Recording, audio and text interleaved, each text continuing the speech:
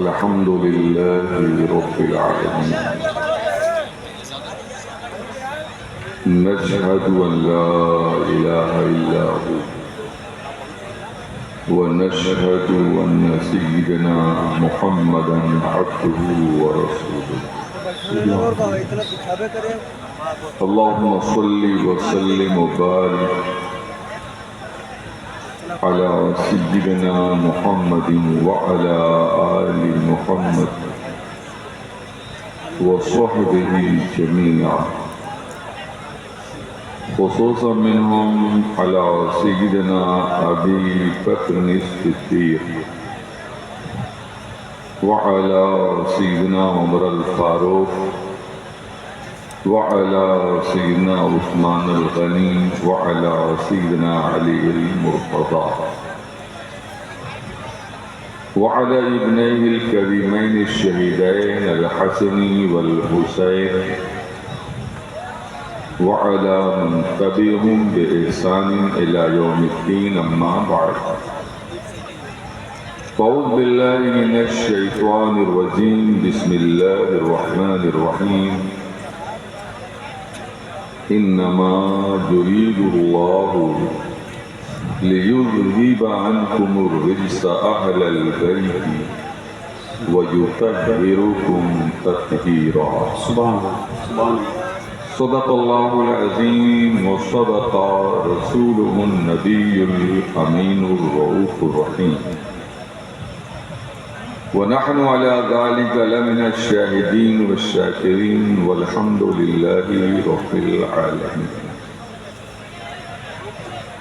امام عشق و محبت سیدنا اعلی حضرت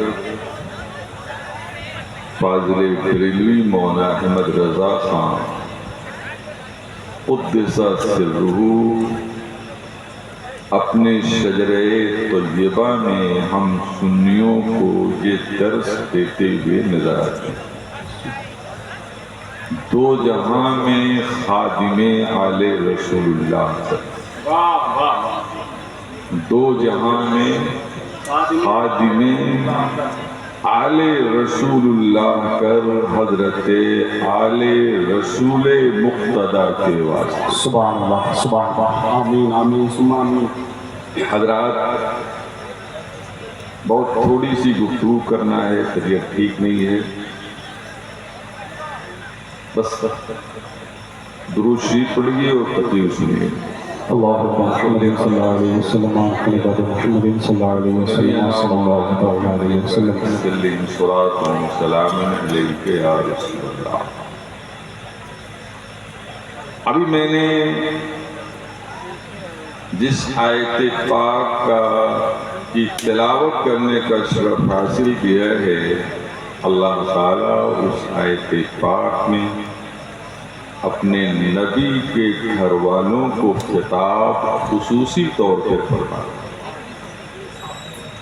ارشاد باری تعالیٰ ہوتا ہے اے نبی کے گھر والوں اللہ یہی چاہتا ہے کہ تم سے رجس کو ناپاکی کو دور رکھے اور تمہیں خوب خوب پاک و صاف رکھے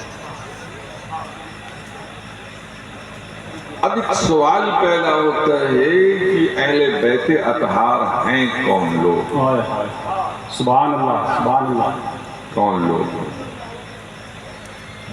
اہل سنت والجماعت جس کا ایک مخصوص تعارف دور حاضر میں مسلک اعلی حضرت سے ہے بے شک سبحان اللہ اور افسوس تو یہ ہے کہ آج مسلک اعلی حضرت کا نام لے کر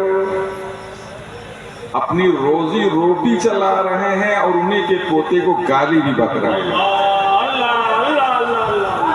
اتنے نالائق ہو گئے ہیں واہ واہ کیا کہنا حضرت کیا کہنا واہ واہ واہ واہ اعلیٰ حضرت کا نام لینا چھوڑ دیں تو ان کی گھر میں چولہا نہ جلے کمات کو واہ کیا کہنا واہ واہ واہ چولہا نہیں جلے گا اور آج اعلیٰ حضرت کے پوتے کو قاضی القضات فی الہند ہیں، عرب ادب و ادب دل کا احترام کرتا ہے، ان کو بھی گالی دی جا رہی ہے۔ معاذ اللہ رب العالمین۔ استغفر اللہ۔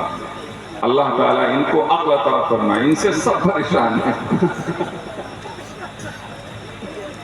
سب پریشان ہیں، سب پریشان ہے۔ تو میں کہہ رہا تھا کہ ہم لوگ کیا ہیں؟ لوگ سنی ہیں۔ اب سوال پیدا ہوا کہ جب سنی ہیں تو صرف سنی ہی کیوں نہیں کہتے؟ یہ مسلک اعلیٰ حضرت کہاں سے نکال لیا ہم نے؟ سنو، جب التباس آتا ہے، اشتباہ آتا ہے اور مکس اپ ہونے کا خطرہ ہوتا ہے تو وہاں تمیز کے لیے، امتیاز کے لیے الگ سے نام رکھے جاتے ہیں۔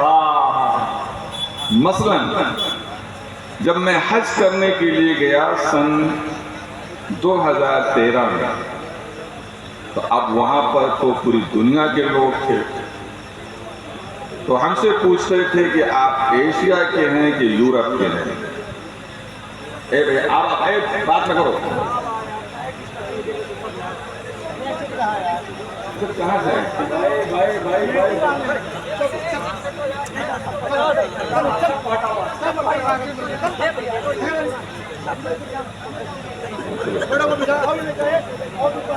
لوگ پوچھتے تھے کہ ایشیا کے ہیں آپ کی یورپ کے ہیں؟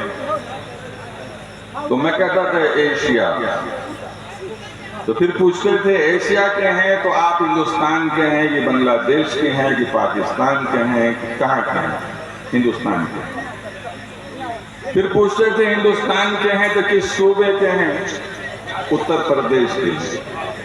پھر پوچھتے تھے اتر پردیش کے ہیں تو کس ضلع کے ہیں؟ سلطان پور کے ہیں۔ پھر پوچھتے سلطان پور ہے کس گاؤں کے ہیں؟ ڈھاکرو کے۔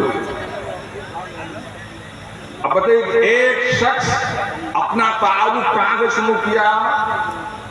مجھے ایشیا سے شروع کیا، جہاں فیروزپور تک آ گیا۔ جہاں جہاں التباس ہوا ہم نے نام بدلا۔ بات سمجھ میں آ رہی ہے؟ جہاں جہاں بولو التباس ہوا نام بدلا۔ اہل سنت والجماعت خالص ہمیں لوگ ہیں، تھے اور رہیں گے، لیکن جب دیابنا اور غیر مقلدین ان لوگوں نے دیکھا کہ چلے گی نہیں، نہ دیوبندیت کا سکہ چلے گا نہ غیر مقلدیت کا سکہ چلے گا، لہذا اپنے آپ کو سنی کہو۔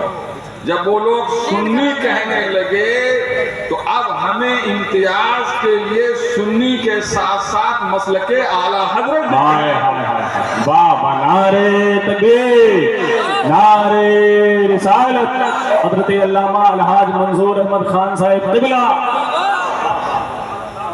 اگر دیوبندی، غیر مقلد، وہابی، نجدی اگر اہل سنت نہ کہتا اس کو کہنا بھی نہیں چاہیے، غلط کہتا ہے۔ اب جب ہم نے دیکھا کہ یار وہ بھی اہل سنت اپنے آپ کو کہنے لگا تو میں نے کہا ارے نہیں بھائی، اب اہل سنت کے ساتھ ساتھ مسلک بولو اعلیٰ حضرت کا بھی نعرہ لگے گا، اس لیے ہم مسلک اعلیٰ حضرت کہتے ہیں۔ اور اگر آج دیوبندی، وہابی، بدعقیدہ جتنے ہیں وہ سب اپنے آپ کو اہل سنت کہنا چھوڑ دیں، قسم خدا کی کل سے ہم بھی مسلک اعلیٰ حضرت کہنا بھی چھوڑ دیں گے اور ہم کہیں گے ہاں وہی سنی ہے، صرف امتیاز کے لیے ہم کرتے ہیں۔ تو حضرات میں کہہ رہا تھا کہ اعلیٰ حضرت فاضل بریلوی نے ہم کو الحمدللہ توحید کیسے عقیدہ ہونا چاہیے، کیا ضرورت یہاں رہنے کا،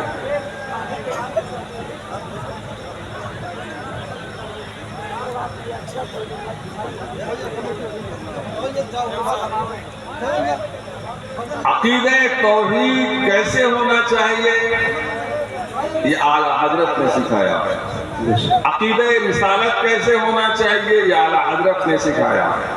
خلفائے راشدین کے لیے کیسی عقیدت ہونا چاہیے اعلیٰ حضرت نے سکھایا، صحابہ کے لیے کیسے ماننا چاہیے اعلیٰ حضرت نے سکھایا، اہل بیت اطہار کو کیسے ماننا چاہیے اعلیٰ حضرت نے سکھایا، اپنے رضا پہ قربان جاؤں اس نے سکھایا نام محمد۔ اس لیے اللہ کا شکر ہے کہ ہم سنیوں کا امام پیشوا اعلیٰ حضرت ہیں، اور اعلیٰ حضرت فاضل بریلوی کے گھر کا ایک ایک فرد ہمارا مخدوم ہے۔ کسی بدبخت نے اگر ان کی شان میں اگر کوئی بھی گستاخی کیا تو اس کو ہم برداشت نہیں کریں گے، کیا کہیں، قطعی برداشت نہیں کریں گے۔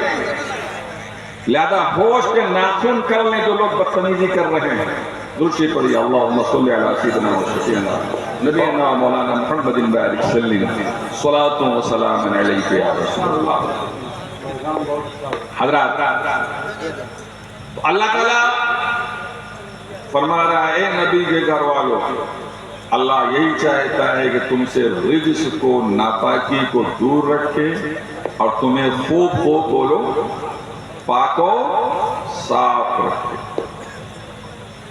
اب سوال پیدا ہوتا ہے کہ اہل بیت ہیں کون لوگ؟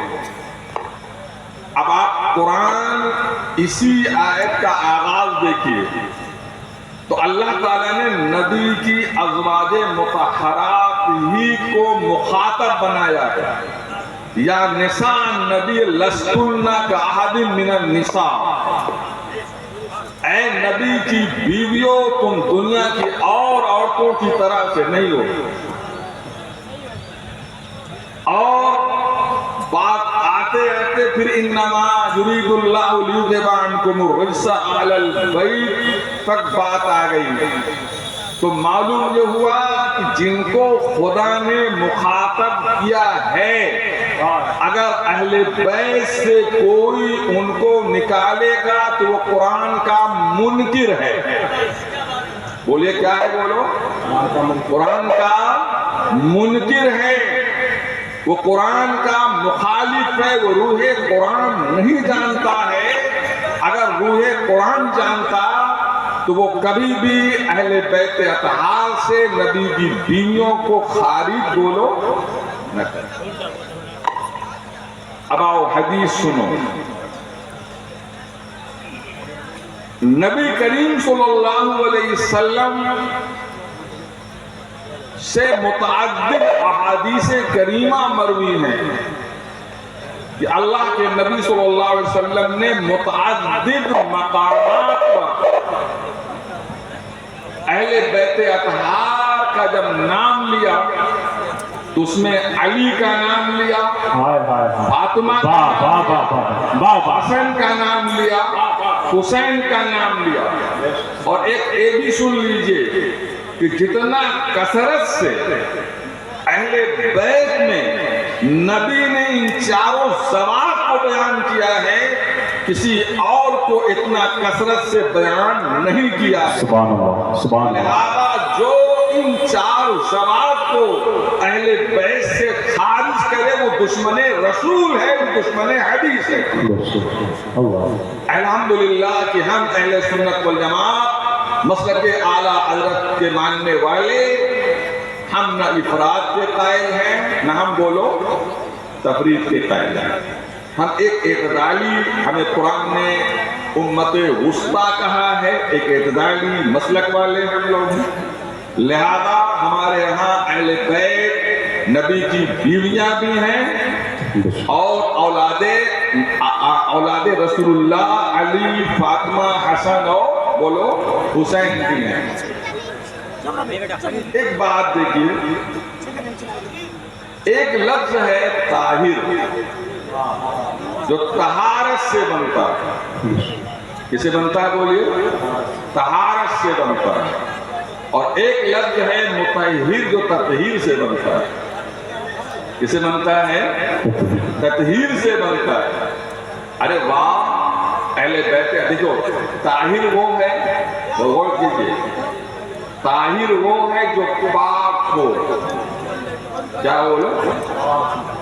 پاک ہو، مگر پاک کرنے کی صلاحیت نہ ہو، وہ کیا ہے بولیے؟ طاہر ہے۔ اب مطہر وہ ہے جو پاک بھی ہو اور پاک کرنے کی صلاحیت بھی رکھتا ہو، وہ مطہر ہوتا ہے۔ اس کی مثال میں آپ کو دوں، میں نے ایک اعلیٰ حضرت کے پیریڈ کا ایک واقعہ سنا دوں، مثال یہ آ رہی تو انہیں کو۔ ایک دلی کے بہت بڑے عالم تھے، تو اعلیٰ حضرت کا جب نام سنا کہ مولانا احمد رضا خان بریلوی میں بہت زبردست عالم ہیں کہ جو ایک ایک دن میں جو ہے 100 150 فتوے لکھ ڈالتے ہیں، 100 150 فتوے، کبھی کبھی تو 400 فتوے لکھ ڈالتے تھے، اور چند سطر کی نہیں، 10 20 50 صفحات پر مشتمل جواب۔ تو دلی کے مولانا صاحب سوچے کہ چلو اعلیٰ حضرت ذرا دیکھ تمہیں ہیں کیسے۔ تو اسٹیشن سے جب اترے، تو اسٹیشن سے اترنے کے بعد پیدل جا رہے تھے شہر، تو راستے میں عصر کا وقت ہو گیا، عصر کا وقت ہو گیا، تو اس وقت کنواں سے پانی جو ہے لوگ کھینچ کر، ڈول سے پانی کھینچ کر بدنے میں لوگ وضو بناتے تھے۔ یہ دلی والے مولانا صاحب ایک بچے سے کہتے ہیں کہ بیٹا ایک بدنہ پانی مجھ کو بھی لا کے دو۔ اس بچے نے کہا حضرت آپ عالم دین لگتے ہیں، اور سنیے حضرت آپ عالم دین لگتے ہیں۔ کہا ہاں بیٹا مجھے عالم دین کہا جاتا ہے۔ کہا میرا دیا ہوا پانی سے آپ وضو بنا سکتے ہیں؟ میرے دیے ہوئے پانی سے آپ وضو بنا سکتے ہیں؟ اب وہ مولانا صاحب ہکا بکا کہنے جب بریلی کے ایک بچے کا یہ عالم ہے تو مولانا احمد رضا کا کیا عالم ہے؟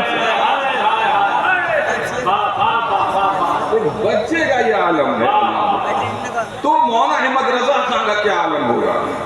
اب آپ سوچئے آپ معاملہ کیا ہوتا ہے۔ آپ کسی سے پانی منگوائیے، اگر اس میں پاک انگلی ہے مگر اس کو وضو کرنا ہے اور وضو کرنا ہے بے وضو ہے، اور اس نے پانی میں انگلی ڈال دیا، تو پانی کیا ہے بولو؟ طاہر ہے۔ کیا ہے بولیے؟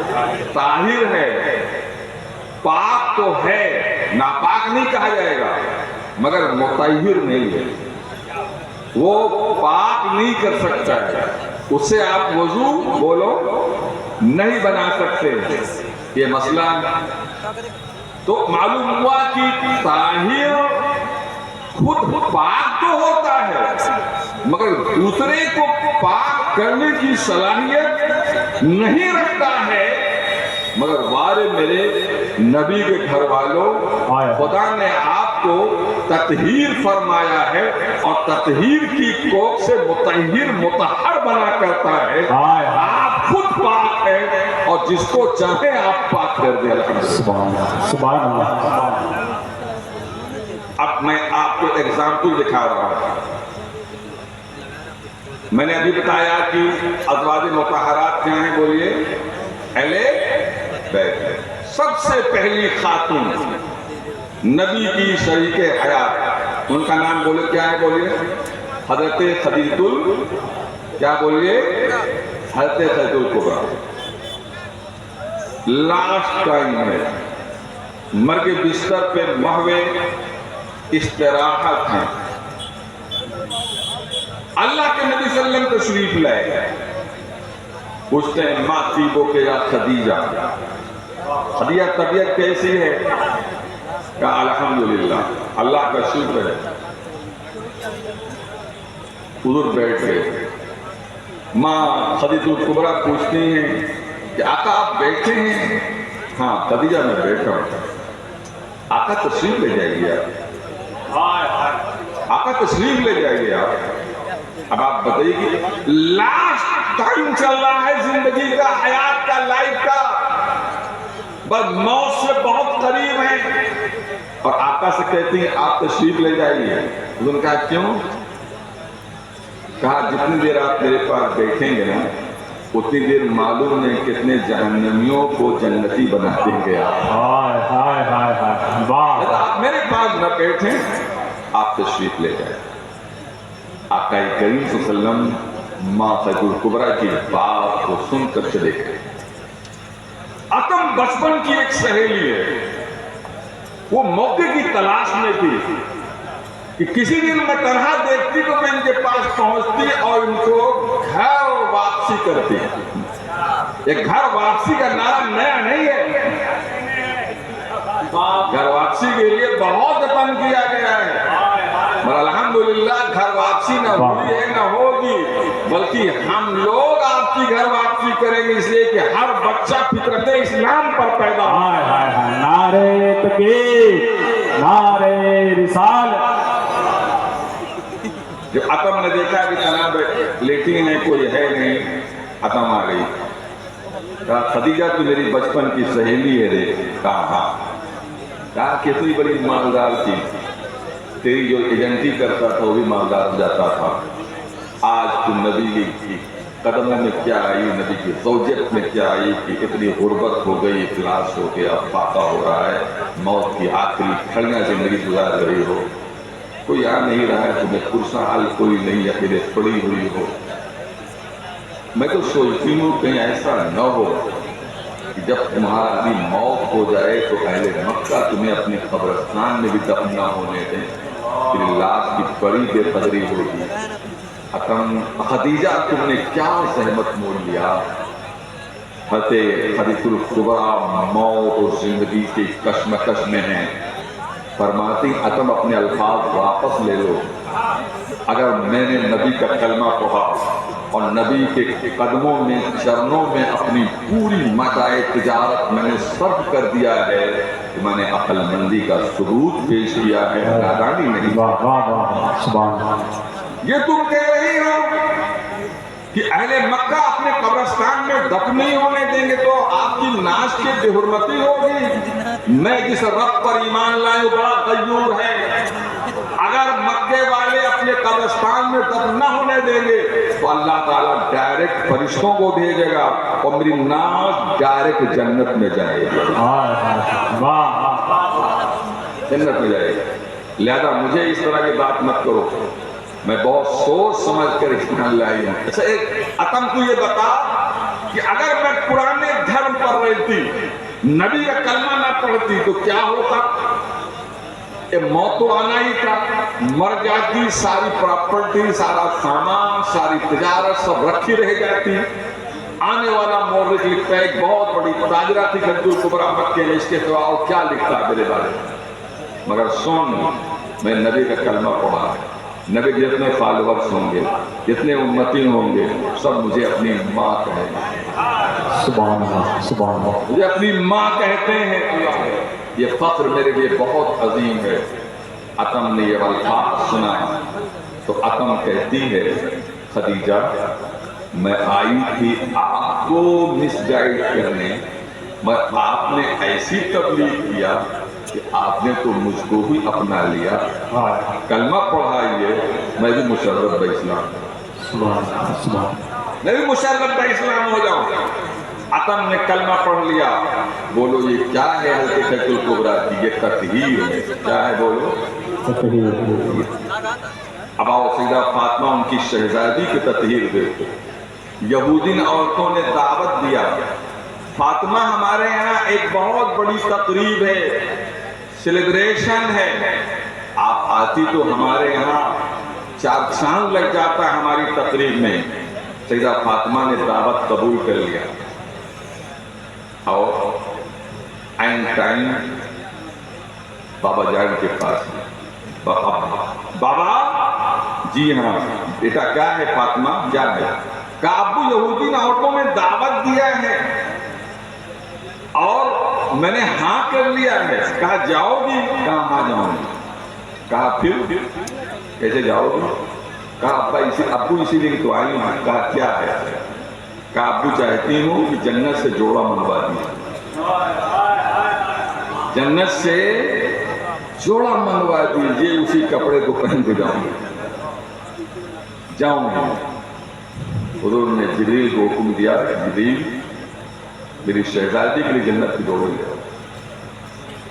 मुमकिन है कि कोई बेवकूफ कह रहे जन्नत का जोड़ा दुनिया में, अरे अहमको बनी इसराइल मैदान तीर में जब वो सरगर्दा गुजरे, सरगर्दा मारे मारे फिर रहे थे, 40 साल 27 मील को तय करने में लग गया था। तो जो बच्चा पैदा होता था जन्नत से, उसका अगर आसमान से कपड़ा उतरता था, जब उन बदमाशों के लिए आसमान से कपड़ा आ सकता है तो शहजादी रसूल के लिए क्यों नहीं? बाबा नारे तकबीर, नारे रिसालत, शहीद आजम कांते मसलके आला हजरत, नारे तकबीर। सईदा फातिमा के लिए जन्नत से जोड़ा गया। आपने जगह तन किया, यहूदी औरतों का प्लान जानते क्या था? तजलील मकसूद थी, इस्तेहजा मकसूद था। मकसद ये था कि देखा था कि फटा कपड़ा रहता है, पुराना कपड़ा रहता है, पैबंदार कपड़ा रहता है, बोसीदा कपड़ा रहता है। फातिमा के पास तो अजीब अजीब यानी कपड़े रहते हैं, पैबंदार के कपड़े, पैबंदार। तो जब ये हम यहूदी औरतों में आएंगी और फटा पुराना कपड़ा पहन कर आएंगे तो हम लोग मजाक उड़ाएंगे, ये शहजादी रसूल है, नबी की बेटी हैं, ये है वो है, ये सब कहेंगी, मजाक उड़ाऊंगी। मगर यहाँ तो सारा उनका प्लान धरा का धरा रह गया। सईदा फातिमा तो जन्नत का जोड़ा पहन कर आई हैं। अब औरतें पूछती हैं ये कपड़ा कहाँ मिला है आपको? इसे औरतों की फितरत होती है, और जो खास तौर पर मालदार घराने की औरतें होती हैं, वो जब मार्केट जाती है ना, कहते सबसे जो टॉप मॉडल एकदम बेहतरीन सबसे आला जो कीमती वो कपड़ा वो दिखाइएगा, जिसको कोई नहीं कि दिन पहने मैं पहनूं। ये यहूदी औरतों की फितरत है। मदीने की मार्केट से जितना कीमती से कीमती, कीमती से कीमती, कीमती से कीमती कपड़ा सब पहन कर आई थी कि आज सईदा फातिमा का मजाक उड़ाएंगे। मगर यहाँ सईदा फातिमा तो वो कपड़ा पहन कर आएंगे, अल्लाह अल्लाह, जिसको देख कर जनाबे वाला उनकी आंखें चकाचौंध हो जा रही। अरे ये कपड़ा आपको किसने दिया?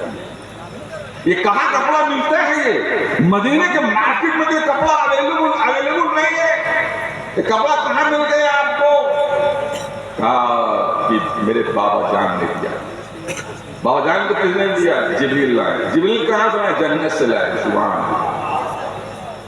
जन्नत से लाए।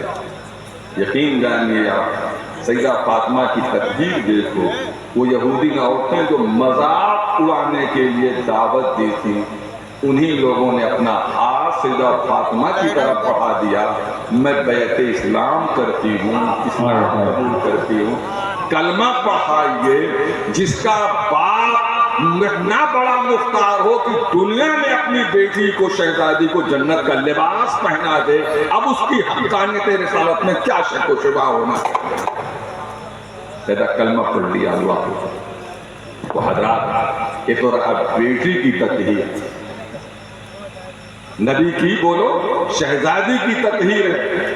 अब आओ हजरत अली, हजरत इमाम हुसैन की तकहीर, बस मैं शार्ट कर रहा हूँ। हजरत इमाम हुसैन की तकहीर देखो, शहीद हो गए, सर नेज़ों पे बुलंद, सर नेज़ों पे बुलंद। अच्छा बताइए कि यजीदी लोग क्या काट के ले गए थे? बोलो, सर काट के ले गए। क्या लेकर काट के? बोलो, सर काट के ले गए। अरे एक बदक लोग, तुम्हें चाहिए था कि हाथ काट के ले जाते और यजीद के हाथ पर रख देते और कहते हुसैन कल भी जिंदा, आज भी जिंदा, क़ब्ल शहादत बैत न सही अब बैत। मगर खुदा जब दीन लेता है तो अक्लें छीन लेता है। मगर सुनो, अगर अक्ल काम भी कर गई होती, और कसम खुदा की अगर ये हाथ काट کر لے جاتے اور یزید کے ہاتھ پر بیعت کرنا کے لیے رکھنا چاہتے تو جو زبان امام عالی مقام قرآن کی آیت پڑھ رہی تھی وہ ہاتھ بھی بولتا بیعت نہیں ہوگی، بیعت بولو نہیں ہوگی، بیعت نہیں ہوگی۔ اللہ کیا لے گئے بولو؟ سر۔ روایت میں ہے کہ ایک راہی کے کٹی کے پاس سے گزرے کہ جب قافلہ کربلا سے چلا ہے تو راستے میں ایک راہی کی کٹی پڑی، تو اس کی کٹی کے دیوار پر ایک شعر لکھا تھا۔ جانتے کیا شعر لکھا تھا؟ اترجو امۃ قتلت حسینا شفاعت جدہ یوم الحساب۔ اترجو امۃ قتلت حسینا شفاعت جدہ یوم الحساب۔ یزیدیوں کے ہوش و حواس اڑ گئے۔ اس کا مطلب سمجھتے ہو؟ اترجو امۃ قتلت، جس امت میں جن لوگوں نے امام حسین کو قتل کیا ہے، جس منہ سے کل میدان محشر ان کے نامہ کے پاس جائیں گے، کیا منہ دکھائیں گے؟ جس وقت یہ شعر سنا دیکھا، یزیدیوں نے اس راہب سے پوچھتے ہیں کہ شعر کس نے لکھا ہے؟ تو کہا پتہ نہیں ہے۔ کہا کب لکھا گیا ہے؟ کہا جی پتہ نہیں۔ کہا کہ آپ کو کچھ بتایا گیا ہے؟ کہا کہ حضرت عیسیٰ علیہ السلام کے زمانے سے یہ شعر لکھا ہوا ہے۔ وقوع کربلا کب ہو رہا ہے اور یزید بدبختوں کا انجام پہلے سے لکھا ہوا ہے۔ راہب نکلتا ہے اپنے کٹی سے، پوچھتا ہے یہ سر کس کا ہے سب سے آگے؟ کہا حسین کا ہے۔ کہا وہی حسین جو نواسے رسول ہیں جن کے لیے شعر میں لکھا ہوا ہے؟ کہا وہی حسین۔ کہا ایک رات کے لیے مجھے یہ سر دے دو۔ کیا؟ ایک رات کے لیے یہ سر ہم مجھے دے دو، ہم رات بھر اس کی زیارت کریں۔ ایک بدماش لوگ کہتے ہیں کیا دیں گے آپ؟ پیسہ چاہیے گے، دولت؟ تو کہا جو کہو۔ کہا اتنا درہم چاہیے۔ کہا ٹھیک ہے لے لو اتنا درہم، مگر سر حسین دے دو۔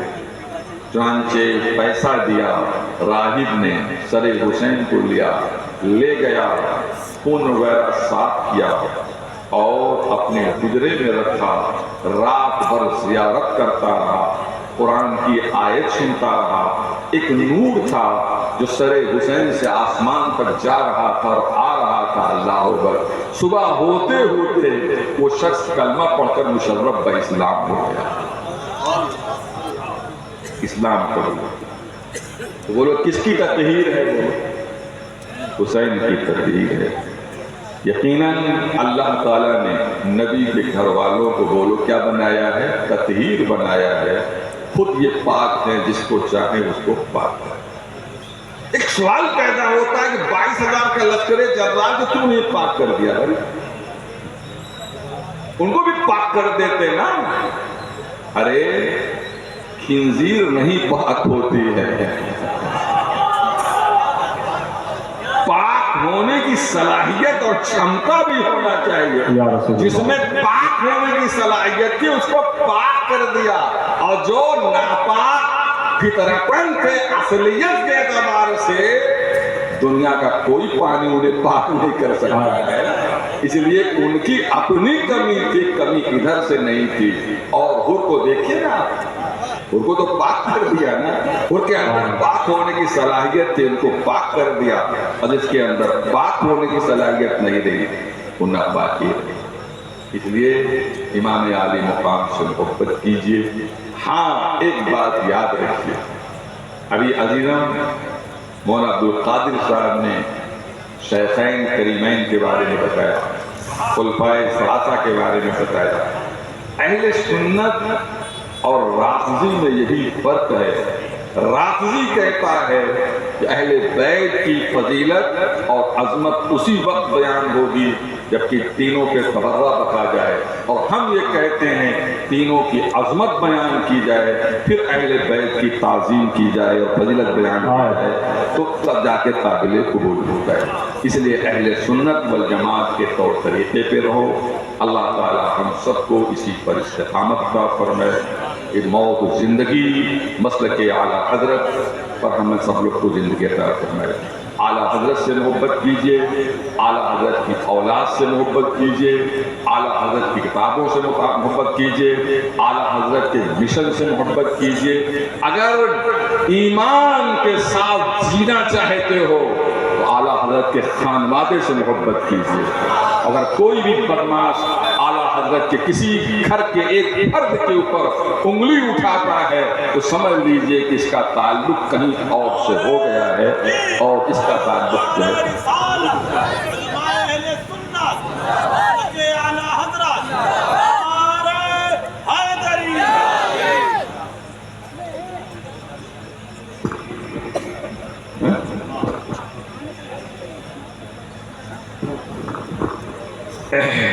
مولانا اسجد رضا جو قاضی القضات فی الہند ہیں. دیکھیں تاج الشریعہ ہمارے استاد ہیں، تاج الشریعہ میرے استاد ہیں. اگر کسی کو شبہ ہو تو میں چلے میرے گھر ابھی دکھلاؤں گا کہ میری سند میں حضرت کی سائن ہے اور پریس پر کی سائن ہے. اللہ اکبر.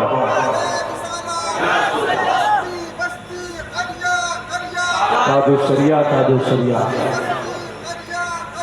تاج الشریعہ، تاج الشریعہ.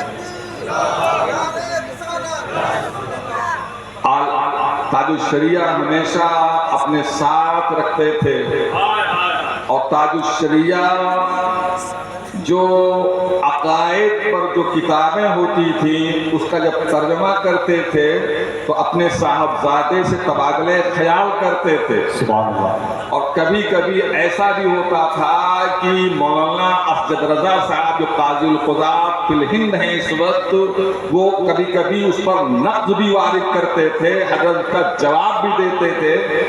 تو تاج الشریعہ کے معتمد ہیں اور الحمدللہ کہ اس وقت خانوادہ رضویت کے چشم و چراغ ہیں. لہذا اگر کوئی شخص جناب والا مولانا اسجد رضا کے بارے میں ایک لفظ بھی کہتا ہے تو ہم اس کو جوتے کی نوک پہ رکھیں. نعرہ تکبیر، نعرہ رسالت، مسلک اعلیٰ حضرت فیضان حضور تاج الشریعہ، فیضان حضور تاج الشریعہ.